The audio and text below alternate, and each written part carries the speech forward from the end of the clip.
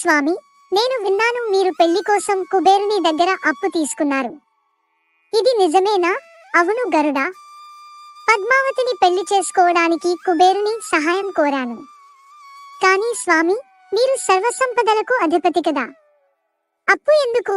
నిజమే, కానీ దీనివల్ల మనుషులకు ఒక పాఠం చెప్పాలని అనుకున్నాను. ప్రతి ఒక్కరూ తమ బాధ్యతలు గుర్తుంచుకోవాలి, అప్పు తీసుకోకూడదు.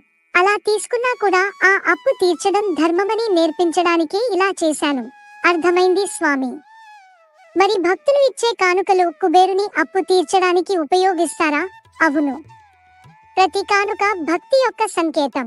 ఈ సాంసారిక చక్రాన్ని కొనసాగించడంలో ఇది భాగం. ప్రజలందరికీ తమ నైతిక బాధ్యతలను గుర్తు చేయడమే దీని ముఖ్య ఉద్దేశ్యం. ధన్యవాదాలు స్వామి, మీ ధర్మోపదేశం మాకు స్ఫూర్తి. సబ్స్క్రైబ్ చేయొచ్చు కదా.